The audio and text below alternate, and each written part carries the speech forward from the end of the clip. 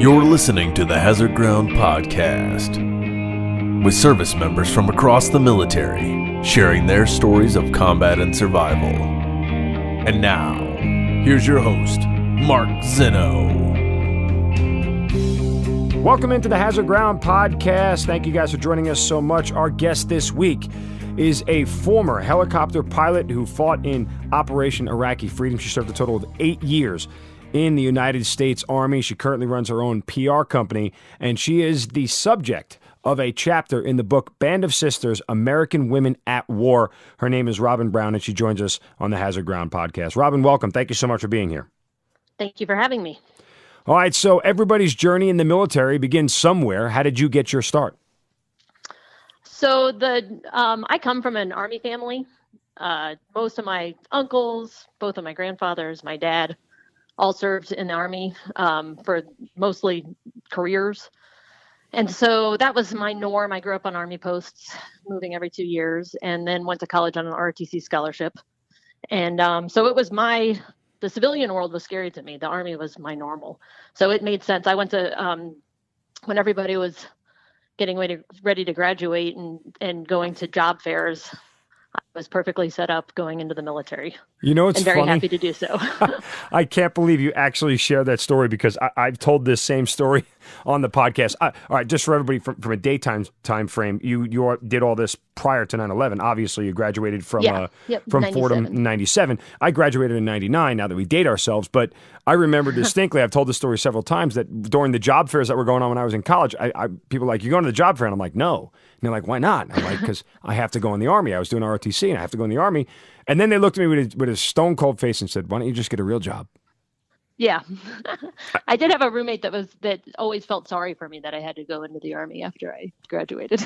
Yeah, but the funny part it's like is a punishment. Right. Our job got very real shortly thereafter. Yes. So you enter into the Army. Now, did you always know you wanted to be a pilot, or is that something that you stumbled upon along the way? No, it just I didn't know what I wanted to do in the Army, but when I was, senior year, you're looking at the jobs that you could have. And I was trying to figure out what I could get out of the military that I wouldn't have gotten on my own. And so flying seemed to be one of those things. And I did not think I actually would get accepted. And but I applied for it and I got it, which was a super exciting day for me. So, but no, it wasn't a lifelong dream. I kind of fell into it. We're going to touch on this a little bit later, but let me ask you, when you first got into the pilot world, as particularly being an attack pilot, it's not a field that a lot of females were in at the time, or if they were, they were, I don't want to say restricted, but it's not exactly a lot of combat flight missions going on for female pilots at that point in time. So how was that initially for you? How accepted were you into those ranks? I don't have any horror stories. I loved flight school, and I loved flying, and I loved the mission. I flew the Kiowa Warrior, which is considered light attack. I'm sure you've probably had an Apache pilot or two on that would argue that we were not attack.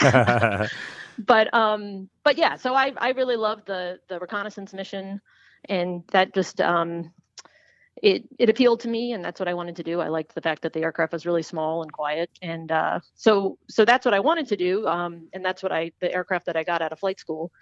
But I loved flight school. I loved flying. It was kind of, I think they opened combat aviation to women in 95. And I went to flight school in 98, and I might be a little wrong. That might have been 93. But anyway, I think that the military thought they'd have an influx of women in the combat aviation roles, and they didn't get that. And so, so by the time I came along in flight school and asked for the Kiowa, there still weren't a lot of women. I think I had 3 women in my class, my flight school class. I think even aviation didn't seem to be, that wasn't a big deal. I did not feel like it was a big deal being a woman in aviation. But my first duty station was the 2nd ACR, and that was probably a much bigger deal. It was going to the CAV as a woman more than being a pilot, I would say. And ACR is just Armored Cavalry Regiment, and with the CAV, there is a lot of air support for everything that those guys do on the ground. What was so difficult about that? Was it just the environment with the males and the mentality?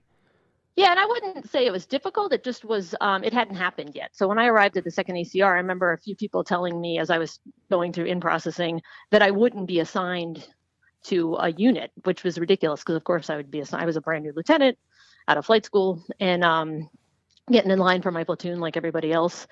And I was told by multiple people that women weren't allowed in the CAV. Well, women obviously were allowed in the CAV, and I got in line and got a platoon just like everybody else. And so there wasn't anything blatant or difficult. I did my job like everybody else did. And I feel like I was accepted.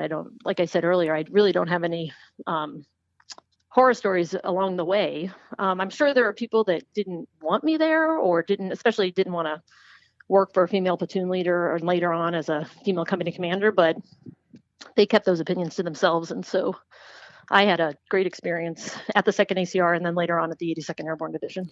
Well, and listen, I don't want to sit here and say that's great to hear because that's what the standard is for us. And you know, for the civilians listening, that's not something that I want to sit here and applaud because, well, that's the expectation that we should all behave that way. Yeah. I'm not going to sit here and pat anybody on the back for doing what we're supposed to do as far as being leaders and setting the example for others to follow. So from that standpoint, I won't say I'm glad that it went that way. I would have expected it to have gone that way. It should have gone that way. Yeah, exactly. Yep. So when you get to 2nd ACR, what time frame are we talking here? So, So I went to flight school in 98. So I probably went to my unit in 99. Trying to think of so my time in the military is split right in the middle with 9/11. And so first 4 years, I served 4 years before 9/11, 4 years after 9/11, which of course the whole world changed. So they were very, very different. But I arrived probably in 99 to Fort Polk, Louisiana, after begging to go anywhere but Fort Polk, Louisiana. But I actually enjoyed the 2nd ACR very much. Okay, so where are you when 9/11 happened? Tell me about that day. So I was out processing, my husband and I. So I got married while I was at Fort Polk to another Kiowa pilot. And we were out processing from Fort Polk on our way to the captain's career course, and then going to the 82nd Airborne Division. And so we actually had like our housing appointment to get to arrange for all of our packers to come that morning the morning of 9/11. We're sitting in the housing office waiting to meet to have that appointment, wow. And then, of course, everything changed after that. Was there any TVs around you at the time? Like nowadays, you walk in any office, there's a TV somewhere. But back then, there weren't. How did you hear about the whole thing? Yeah, no, we were sitting in the lobby waiting to go into our 9 o'clock appointment. And then we were still sitting there when the first plane hit. And I remember on the news, I remember watching the news, and they said, I think originally they said it was like bad weather or something, or that it was somehow weather related. And my husband and I are looking at this, watching it, clear blue sky, and saying, that's weird. This must have been a really bad pilot. Yeah, there's something about like it was an accident. And we kept looking at each other and saying, there's no way that was an accident. And then shortly after that, the second, and everyone, I don't even think we had our appointment. Everyone just sat there for the next hour watching the news until we all just finally decided we better get home. And immediately they put Fort Polk on lockdown like they did everywhere else. And no one knew what to expect. So did that delay you leaving there and getting to the captain's career course or anything like that, or no? No, we stayed on our same schedule. But it was weird because, so that was, so September 11th. And then we were, almost immediately started captain's career course, which I think is 9 months. I'm trying to remember. It's a long time ago. And then we went to the 82nd. And so by the time we showed up at the 82nd, which was early 2002, mid 2002, we were all still waiting to see what was going to happen at that point. Well, you were at the captain's career course, and that's just once you become a captain, it's a class that you need to get to the next level. Just like kind of mandatory training for those civilians listening out there. But was there a lot of talk amongst your peers about, oh God, we're going to war, and what do we get into, and I want to get out, or anything like that, or? Well, no, because people were excited. You get up every day and train to do a job, but you don't ever actually get to do it for real. And so I think when the opportunity came to actually do the job for real, people were pretty fired up about that. I was really excited. But the whole time we're going through the captain's career course and we're training to be company commanders, we all knew, my class knew that we would most likely be deploying somewhere or be involved somehow in a combat environment Well, as a result of 9/11. And Afghanistan obviously kicks off while you're there. Yep. Yeah. So you know that something is starting. So you get to the 82nd in the middle of 2002, and the 82nd is one of the most mobile divisions within the entire Army. I mean, they're going somewhere immediately. Had they already left Yes. it by that point in time, or no? No, we didn't. So I deployed with the 82nd in February of 2003, and Okay. we went to Kuwait. And in Kuwait, we planned the invasion of Iraq. So we hung out there for, actually, I remember I flew out on Valentine's Day of 2003, landed in Kuwait, and we hung out there for It was a like month. Yeah, because month. the invasion was March 20th, 2003. And for folks listening who aren't military, Kuwait is like a barren, it's not like, it is a barren desert. But as far as your level of boredom out there, it may be the most boring place on earth for anybody in the military, whether it's Army, Air Force, Navy. If you're ever stopping there, you want to get out of Kuwait as quick as possible. So that month must have felt like a year. Well, it was actually an amazing opportunity for me because I was the assistant S3, so the assistant operations officer. So I was in the mix. I was planning I was with the 1st Battalion, 82nd Airborne Division, which is an attack helicopter battalion. And we were helping the division plan the aviation portion of the invasion, which I don't know how many people realize. Originally, the plan was 3rd ID was going to roll into Iraq and head north to Baghdad, and people thought it would take them a while. And so the 82nd Airborne was going to jump into Baghdad, which at that time was called Saddam International Airport, and do an airborne op, take over the airfield, and then bring in planes to help meet the 3rd ID as they were heading north. So that was the plan, and that's what we planned. And we got all the way we packed up all the airplanes, and I was going to be in with the TAC. I was very excited about getting a combat jump. We loaded everything up. We're ready to go take Baghdad Airport, and then the 3rd ID obviously met like zero resistance and rolled straight up. And then I chuckled. Probably the most. Go ahead. Well, the most demoralizing thing ever is when the 82nd Airborne Division is told unpack the planes, throw everything in a truck, and we drove behind the 3rd ID up into Iraq. Yeah, I mean, and we're both a total letdown. Right, for those non-military, we're both chuckling just because of exactly what you said. Like, we thought we were going to meet this huge resistance, and they were literally in Baghdad in like half a day. Like, it was just, it was like so driving to work. It was literally so ridiculous, and I can imagine the deflation in the room when you guys got that call, because as you said, it's like we planned it for a month. We were all ready to go. Everything was packed. We just had to step on the airplanes. We were waiting for, and I remember there was something, and it's a long time. I haven't thought about this stuff in a long time, but the Iraqis had actually bombed their own airfields to keep us from landing planes. Right. And so there's we were constantly had intel coming on what the status of the airfield was, and we were going to jump in, and then we had to clear the airfield for the planes to come in after us. But it all, in an instant, just went away. Yeah, I don't think a lot of people know that. Like, that it was really set up for a complex invasion, and it never had to be that. I mean, it was fairly simple. I mean, sure, some guys got injured and killed on the initial invasion, but for the most part, you're talking very minimal resistance. So how do you, once you drive up to Baghdad and you're there, what's going on next? So we didn't drive to Baghdad. What we did was we slowly worked, and I can't think of the main highway that heads from Kuwait to Baghdad. Route Tampa. There you go. And so what we did was we cleaned up the mess behind the 3rd ID. So little skirmishes here and there. We had I managed a FARP, so I drove along with fuel trucks and ammo trucks while the aircraft scouted ahead. They had a few small skirmishes and battles, but pretty much cleared the route behind the 3rd ID because they blew through so fast. And then we set up just outside of Baghdad, well, actually right outside of Fallujah, at a little airfield called Al Taqadum Airfield.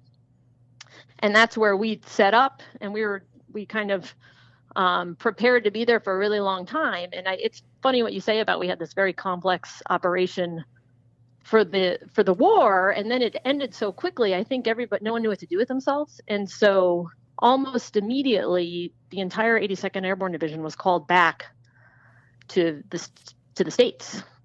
Meaning we went in February and we redeployed in May back to the States. And at that point, the 82nd Airborne Division, and I can't how many soldiers that is at this time, but we had that entire area. We had Fallujah to Ramadi. So pretty much everything from Baghdad to Ramadi, the 82nd Airborne Division was covering. That was our AO. And then in an instant, we pulled everybody out and left and went home. Well, and Baghdad to Ramadi distance-wise, probably about an hour's worth of driving with no traffic. Yeah, it's not. maybe. Yep. It's not terribly far, but it created a vacuum. Sure. So meanwhile, while everybody else is operating in the whole country, there was a hole. This is my theory. I'm no expert, but it created a hole. And what happened is we went home in May. Nobody backfilled that area, and so the insurgency began to grow in Fallujah. And there was no one there to catch it. And it's kind of funny. Then over the summer, I got a command.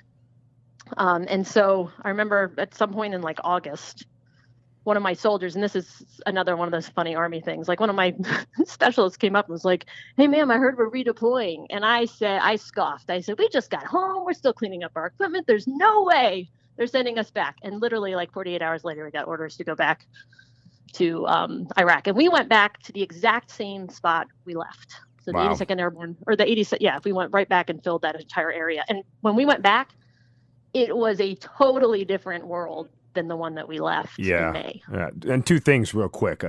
It's funny you mentioned that we blew through there so quickly that no one knew what to do. And the solution was to stay for another decade. I mean, that's a whole different discussion for a different day. Yeah. But beyond that, you talk about Fallujah and the void that was there. Fallujah, for those who are civilians, and even for those who have been to Iraq, know that was some of the most dense and concentrated area of terrorists and bad dudes for the entire time that we were there. Fallujah was hell on earth for a lot of people, and it might have been one of the scariest places in Iraq to ever have to go. Maybe outside of Sadr City and a couple other places that had pockets of of bad guys. But I mean, Fallujah is just where a lot of bad things happened along the way. So when you get back there and it's a totally different world, kind of describe that world of what you're seeing. And what was the time frame? You said it was what, early 2003 when you got back, or late 2003 when you got back there? So we went back in September. 2003. And we were just thrown right into the mix. So there was an insurgency in, that's when they were rising. And so what we do in our aircraft is we provide cover for ground forces. So we work directly with the guys on the ground. And we fly really low to the ground. We fly with doors off. So you can actually like hang out the helicopter and talk to the person on the radio, but you can look at who you're working with on the ground. We're that close. And so we would provide cover while, our infantry forces would go. They did all kinds of cordon and search. So they go block by block looking for targets based on different intelligence that they would get. And we would just be eyes in the sky, providing cover while they did that, keeping an eye on the rooftops. That was just, at that point, IEDs hadn't really started yet. But during that deployment, we began to see the beginning of the whole IED technology. And so again, we would do a lot of convoy security, and then we'd also just fly up and down the roads looking for any disturbance that looked like someone might have dug a hole and put something in it. In the beginning, they had to have wires connected to the IEDs to blow them up, and then very quickly they figured out how to detonate them with cell phones and things like that. So that's what we spent the entire. I was there 8 months, I think, the second deployment, and we spent the entire time working in and around Fallujah. And so with that, obviously, you in the mission that you have to do, chances of bad things happening are pretty high, given the nature of what's going on. Well, we didn't think that it was that high. I actually always felt really safe in the air. So intelligence had told us that the most advanced surface to air that they had was an SA-7, which is a really what's the word I'm looking for? It's not advanced. It's like the first generation of surface to air type missiles. So we have a countermeasure. It's called an ALQ-144 on the aircraft that sends a heat signature behind the aircraft. Anyone shooting a missile at an aircraft, the missile locks onto the heat signature and will hit your aircraft. And so we had ours set to SA-7s. And aircraft started to get shot down in our area repeatedly. We lost 5 in like 2 months, I think. The first one was that, I'm sure everyone remembers, the Chinook that went down in November. It had like 18 soldiers that were heading out for R&R. Yep. So that was right near us. And then on December 9th, my co-pilot and I were shot down right outside of Fallujah, returning from a mission. And then there were 3 more after that. And finally, they actually sent this metallurgist out from the States who literally dug through all the wreckage and figured out that they had SA-16s, which we did not know they had, which are much more advanced. Well, so that's what they were shooting everything out with. Go back to your crash. Tell me about that day and that mission. So we were doing convoy security for, they were changing out the money. So all the money prior to December of 2003 had Saddam's face on it. And so they gave them new Iraqi money, new bills. And so there was this convoy that would go out and trade out the money with all the banks. So we were doing convoy security. We met the trucks in Baghdad, drove them out to the different banks throughout Fallujah, and then followed them back to Baghdad airport. And at that point, this is, again, one of those, like, when you look back, you realize how dumb it is. We had checkpoints. Every time we'd leave our airfield, we'd hit a checkpoint and then frequency change to away from the airfield into the new airspace. And then on the way back in, we'd hit that same exact, which is a physical checkpoint. We fly over and report that we're coming in. And again, we did that because we just didn't think they had anything that could shoot us out of the sky. And so what happened was they were starting, the insurgents were getting smart, and they would see us leave and they'd know we'd come back. So on the way back, we had finished up the convoy security mission. We were on our way back. We're just south of Fallujah, and we crossed the Euphrates River to get into our airfield. And so, like I said, we fly really low, and you're always flying, you're yanking and banking and flying pretty quick and trying not to be predictable in your movement. But we'd have to bump up pretty high, about 400 feet, to get over the wires that ran along Euphrates River. And so we were flying trail in a team of 2. And so we had just bumped up over the wires, and immediately there was an enormous explosion. I knew immediately what it was. And so did you see it coming, or no? No, we had no warning that it was coming. We just suddenly, there was an enormous explosion, and everything, all the bells and whistles went off. It was really loud. Everything was shaking like crazy. And it's in Army aviation, you actually practice getting shot down constantly. It's like a very normal thing to do. You go up to 1,000 feet at an airfield, you cut the engine off, and you do an auto rotation and land the aircraft. Wow. And on the way down, you have like this checklist, and you do all these things. And I don't think anyone, at least I never actually thought it would ever really happen. But it's funny because it's amazing how well trained our military is, because as soon as it happened, my co-pilot and I immediately went through the checklist. We did it. I mean, it was as if it was a training, although at this point we were probably 300 or 400 feet off the ground instead of 1,000. Well, but I mean, was there, you're telling me there wasn't a moment of nervousness? There wasn't an you know what, what's going on? Like, how do you catch your bearings in that moment to be able to do all that? I think about this a lot because I don't know why we were both extremely calm. I remember I looked at him. I said, "Are you okay?" He said, "Yeah, I'm going to turn into the wind." He knew where the wind was. Jeff Sumner is my co-pilot. He was on the controls, and I was talking on the radios. So I made a mayday call. Our sister ship, we always fly in teams of 2. They were ahead of us, and when the explosion happened, they actually felt the concussion prior to me getting the mayday call out. And this is what's amazing to me. So we did all the checklist. You lock your shoulder harness, you make a mayday call, you turn into the wind. Jeff and I discussed where we would land. There was a freshly plowed field, and he said, "I'm going to put it in the field." I said, "Okay." And I remember going down, and I remember thinking, this is probably going to be the end. I don't know if we're going to survive this. And then I remember the whole sequence of, we landed with the skids, the rear skids first, we rocked forward. I remember thinking, well, that wasn't so bad, but then I knew the blades were going to hit the ground in front of us. And so as we rocked forward, that's one of those like flight school urban legends things. I don't know if it's true that like most people survive the crash, but then they get killed by the rotor blades when they come into the cockpit. Okay, yeah. So I remember thinking, okay, here come the blades. And they hit the dirt, and it was the dirt was really fresh. And suddenly the entire aircraft was full of dirt. You couldn't see anything, couldn't hear anything. And then we rocked back, and we were sitting there, and I waited, I don't know, a few seconds. The dust cleared. And I looked over, and Jeff was looking at me, and I said, "Are you okay?" And he said, "Yeah, are you okay?" And I said, "I think so." And what's amazing is, to me, it lasted a really long time. The entire process from getting hit to being on the ground seems like it was minutes. But our lead aircraft, when they felt the concussion, they banked hard left and came around. And by the time they came around, we were already on the ground, which just blows my mind that that's how fast the whole thing went. So you actually thought you weren't going to survive the crash at the moment it happened? I thought that was a good possibility that we wouldn't be walking away from that one. I mean, I can't imagine what the rest of your thoughts are at that point. Well, you don't really start thinking about any of that till you get home at the end of the night, until we were rescued. But at the time, it's just you're on automatic pilot. And so once we realized we were okay, we had to get out of the aircraft that was on fire. And Okay. so we got out, and you meet at the tail. We met at the tail. And then we looked around and realized that whoever shot us down was probably nearby, so we needed to get away. And so we I was got going to into say, a there was you landed yeah. in enemy territory. You're behind enemy Yes. lines right now. And so we were in this farm field, and there was a drainage, like a irrigation ditch all the way down one side. And so we got in the ditch, and then we just did your standard. I covered him, and he bounded down, and he covered me, and I bounded farther. So we kept moving away from the aircraft until there was like a kind of a great big bush. We were pretty good distance at this point. We got under the bush, and that's when we have emergency radios. And every day you have emergency frequency. So if anything goes wrong, you can call on the radio. So we started making calls on the radio. We got our sister ship, who was still in the air. And then we happened to pick up an A-10 that happened to be passing through, which is pretty nice. So he stayed in the area and provided cover for us.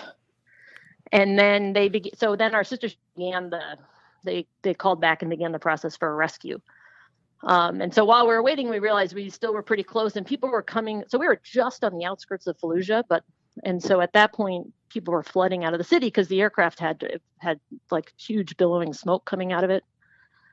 And so people were flooding out of the city towards the aircraft. So we kept moving. So we just kept on moving away from the aircraft. And then we get to a spot and kind of wait, and then we'd see more people and we'd get worried. And so we just continued to move. Were you ever spotted though? Did you know if you were ever spotted by anybody?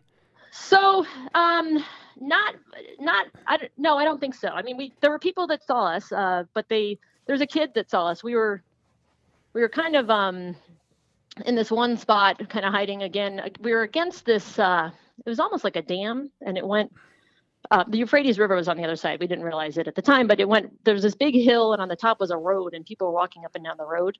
And we were leaned up against the hill at the very bottom, probably, I don't know, maybe 15 feet. And I remember we were talking about what to do and discussing our plan. And we happened to look up, and there was a kid on a bike just staring at us down the hill. And obviously we did not belong there. So he got on his bike and rode away. And so then, of course, we thought this was a pretty good spot, but then realized we don't know if that guy's good or bad or who he's going to go talk to. And there was a flatbed truck driving around with a whole bunch of Iraqis shooting AKs into the air. But that's not entirely unusual. So Right. we weren't sure if they were looking for us. Or Not if they unusual, were but probably a little unnerving, to say the least, at that yes. point. Yeah. Yeah. And so then at that point, our sister ship said that the aircraft was mobbed. And so we just kept on moving. And so we actually made it all the way to the Euphrates River. And it sounds stupid now, but we didn't know where to go. We actually went into the river. There were like really tall reeds, like well over our heads, like 12-foot tall reeds.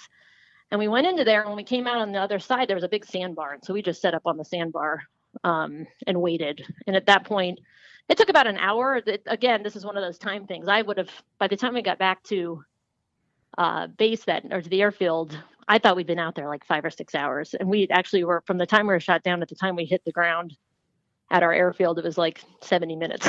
Oh, really? Yeah, it was crazy. Do you know how far you walked away? Yeah, I think it was about 4 kilometers. We went back later and mapped it all out. So that's about 4K. 2.5, 3 miles almost? Yeah. Okay.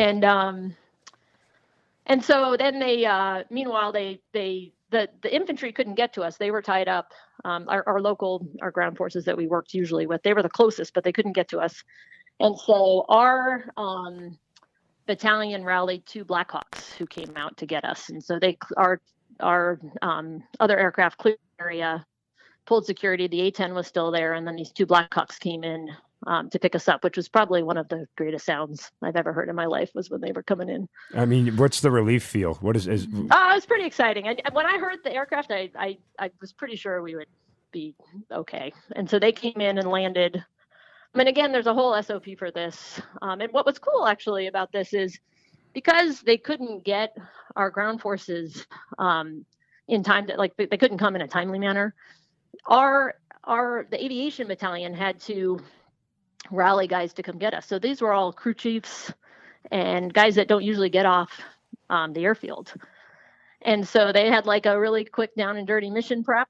They all jumped in. There were probably, I don't know how many soldiers there were. It was a lot of them, 2 aircraft. And what happens is the way this works is they land, all the soldiers jump out and they make a big circle around both helicopters, and then they begin to walk out away, making the circle bigger. And so as the pilots, you kind of crouch down and wait till they come get you. You never want to run up on the soldiers or run up on the aircraft because they don't know where you're coming from exactly.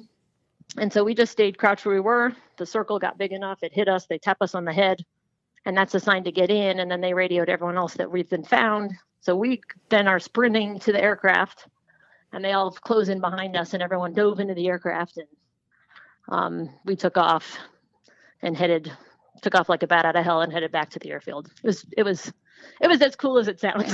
It was very exciting. When you land back at the airfield, who's the first person you see? Like, who's the first person you hug? What's going on?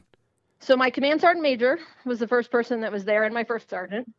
And our safety officer, I can't forget Rick Finland. So my safety officer and command sergeant major and my first sergeant were all waiting for us.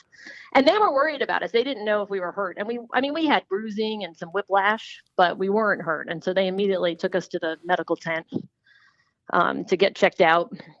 And then they handed us both a sat phone to call our families, which was awesome. So we immediately called and got a hold of our families, told them what happened. Was your husband deployed with you at the time? No, so my husband deployed before me to Afghanistan. Okay. So he was in Afghanistan when I went to we played tag at the house. I mean, he went to Afghanistan, I went to Iraq. He went back to Afghanistan, and then I went back to Iraq, and he was home at this point when I was during my second deployment. So, okay. But I called, and he had just gotten home from PT. So I got a hold of him. And what did he say when you told him the story? That's like a really strange conversation. Like, hey, I got shot down today. I'm okay. Jeff and I are both fine. And well, I mean, he's a pilot, so like nobody can sympathize better than he could. So I mean, but was there any concern, or were you able to explain the details of what went on at that point in time, or what? No, I mean, we kept the conversation pretty short. Okay. I just told them that we were fine, we were okay, no one was hurt, and gave him. I think I gave him I don't know. I can't really remember. It was a short conversation. He again, though, I wasn't concerned about him because he understands what I do. We do the same thing. I mean, he was the least of my concerns. My parents were what I was really worried about. Because they wouldn't have understood it the way my husband would have. Yeah. So since you weren't hurt, I assume that you were what's known as RTD, return to duty. And so they kept us grounded for 3 days. Okay. 3 whole days. It was kind of weird because they put us on some muscle relaxers. We were pretty sore. And so they grounded us for 3 days, and that was like torture because Really?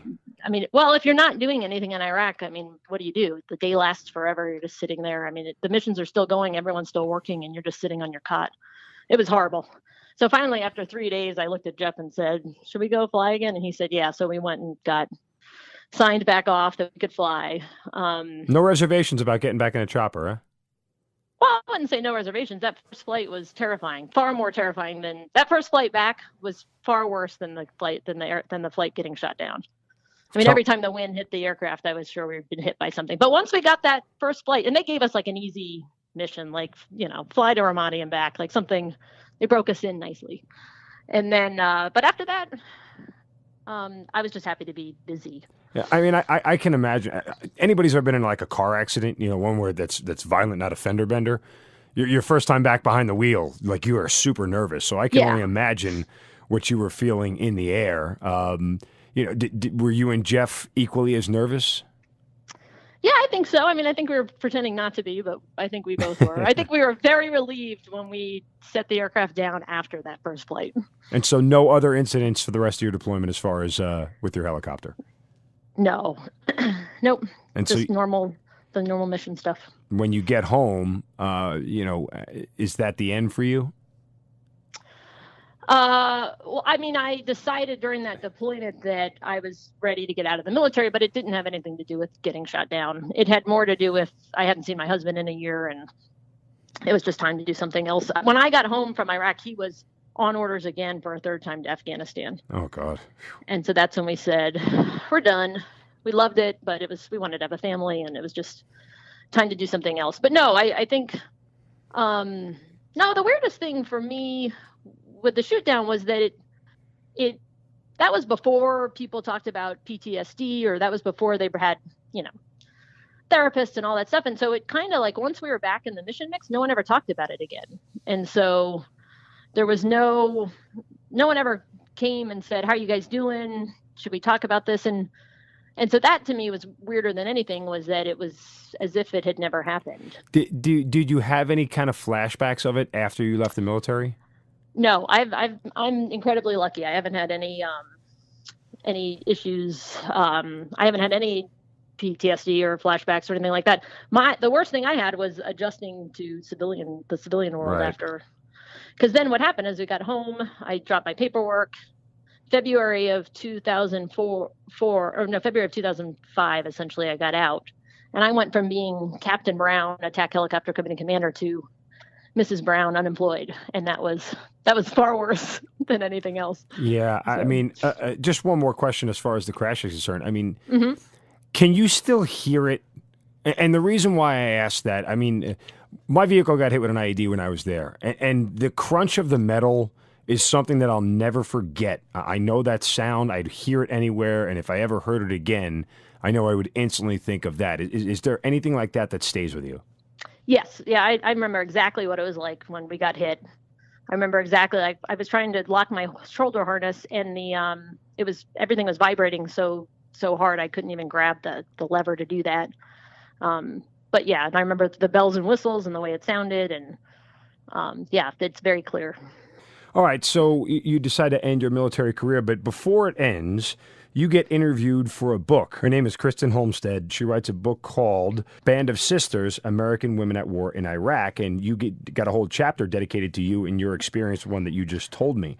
What was it like being part of that book, and how influential was it for you?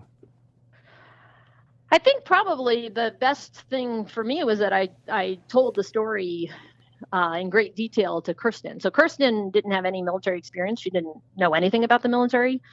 And for whatever reason, she got really interested in women's role in combat. And I think she actually was, I think the 82nd Airborne directed her to me to tell the story. So she came and spent a couple days at our house, and I just talked. So I think that was probably the greatest thing that came out of it, was that I told the story enough times and explained it in so much detail so that she could understand it and write well about it, that it was almost like therapy, I would say. Right. And I remember when we were done, I was done talking about it, meaning I didn't need to talk about it anymore. I wanted to move on. It's not my identity. It was something that happened to me, and now I was ready to do something else. So I feel like it was very therapeutic. And then it was kind of funny because we talked probably that whole fall. So that was 2004. And then, but the book didn't come out for like, I don't know, it didn't come out for a really long time, after maybe 2 years. Mm-hmm. And so I'd kind of forgotten about it. And maybe it wasn't that long, but I'd forgotten about it, moved on, trying to figure out my life. We were having, we had a kid, we had a baby in 2006. And so then when the book came out, I had forgotten about it, actually. And then suddenly the book came out. I had to go buy a copy, which I think is funny. And so then to read the story that much, a couple of years later, was really interesting, because I don't know if I'd blocked I'd forgotten pieces of it until I read it and thought, oh yeah, I forgot about that part. So it was kind of interesting. It's an interesting book. There are good chapters. There are not so good chapters, I would say. And coincidentally, the debate has continued to rage on since your time about women in combat, women in the military, and what their role is. And we had another pilot on, Shannon Paulson, who was the first attack pilot in the 18th Airborne Corps. Uh-huh. And, she also ran into some challenges in her career with, sexism and things of that nature, and gave her viewpoints on women in combat and what their role is and where they are. I mean, how do you feel about all this now? So I think, was it like 2 years ago or maybe 2 years ago, they allowed women in combat? Yeah, all branches of the Army. I died laughing when I heard that, because there have not been all-male units in 10 years. Right. So yes, you can't be an infantry. You can't be an infantry branch woman when I was in Iraq. But those units had plenty of women embedded with them, whether they were interpreters or intelligence officers or logistics or whatever. Yeah. I mean, there have been women in combat since the first Gulf War, and a lot of women in combat the second time around. So it's kind of a funny thing to, and I got it. I mean, now they've opened up MOSs that weren't previously open to women, and that's what we're saying. But truthfully, it's misleading to say women are allowed in combat now, because women have been in combat for a really long time. The discussion of should women be doing those roles? I think if they can handle the physical demands of the job, they should be able to do it.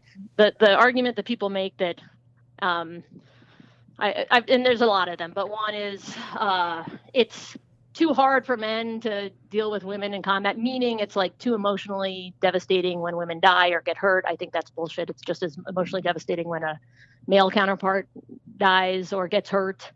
The idea that somehow you can hurt a woman worse than you can hurt a man, whether it's if you get captured, that type, I think that's also BS. I think if a woman can hold up to if she can pass the physical tests required to hold a job, she should be allowed to do that job. It doesn't ruin, unit morale. And I think we have tons of examples you can point to where there were healthy mixed gender units in the military serving in combat. Yeah, General Becky Halstead, who was also a guest on the podcast, she was the first female from West Point, who graduated from West Point to achieve the rank of general. And she basically told us, and I agree with this wholeheartedly, if there aren't women in combat MOSs, you haven't found them, you're just not looking for the right women, because they're out there. It's totally just a question of finding them. Look, it's not for everybody, yep. Just like the infantry isn't for every male in the military. But that's right. if you find the right female, she's going to succeed in everything that she does. It's just a question of finding that individual. And because they are lesser in number as far as the amount that are in the military, it's harder to find them. You have to look a little bit deeper. Yeah. And I, when I was a company commander, I was the only woman in my unit. So it's those are not, again, I think if you have the right woman, it's going to work out just fine. But yeah, I would agree wholeheartedly with what she said. If a young woman wanted to join the military now in 2017, what would your message to her be? I would absolutely encourage her if she wanted to, and I would, the number one thing that I always had to abide by, that the reason I was successful is because I had a really thick skin. You cannot take things personally. And the moment you start to take things personally is the moment that you get eaten alive, I think, by the entire process, by the organization. But if you can let things roll off your back and drive on and do your job, I think that most people will succeed given the circumstances they're in, or given and that's, I think, what happened with me. I think that I got along well in my units because I didn't let things bother me. And there are, that's not to say that you should accept everything that's thrown at you. I mean, if people are out of line, of course you shouldn't be accepting that. But there's a lot of banter in the military that I think sometimes people tend to take more personally than they should. And guys do it too. I mean, I've been accused of being really mean to my male soldiers as well. So it's not just women, it's everybody should stay focused on the task at hand and not let things not let jokes and things like that get too bothersome, I would say. You've been out of the military now, if I do my math right, as long as you were in it. I know, isn't that crazy? What do you miss about the military or just being a pilot? I miss that I got up every day and knew what my job was, because sometimes that's hard outside of the military to really define what is my purpose and what is my job. And then I miss the feeling of, I was very proud of being in the military. I was very satisfied with my mission. So it was like a very fulfilling career and a very, very fulfilling job. So I missed that. And then, like everybody else, I missed the camaraderie and the people. I loved hanging out with the guys, and I loved all the, even like the downtime in Iraq. It's like torture, but you sit around and you end up telling like the funniest stories and sharing a lot about your families, and there are people from all these different backgrounds. And I miss the people more than anything. I thought you were going to say the flying, because that's usually what most pilots tell you.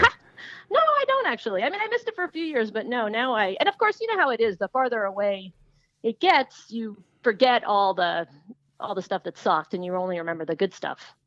But no, I don't. The flying, yeah, a little bit, but not nearly as much as just the overall sense of accomplishment or sense of purpose, and then the people. Any regrets? Yeah, I have a few, but I was yeah, I have a few regrets as a company commander. I made a few mistakes that I wish I hadn't made, but I also probably just at the time it took a little more maturity and stepping away from it to realize that I probably could have been a better commander in some ways. Does that bother you now? It doesn't bother me. I regret it. I mean, there's a few things that stand out that I wish I hadn't done or wish I had done better. But no, that doesn't keep me up at night. Well, listen, I'm glad you told your story one more time. If you'd like to read more about it in more in-depth detail, again, the book is called Band of Sisters, American Women at War in Iraq by Kristen Holmstead. You guys can get it anywhere. And Robin Brown, thank you so much for being part of the Hazard Ground podcast. Thank you so much. You've been listening to the Hazard Ground podcast, hosted by Mark Zeno and produced by Matt Pasquarella. If you have an interesting story to tell and you'd like to be on the show, send us an email at hazardgroundpodcast@gmail.com.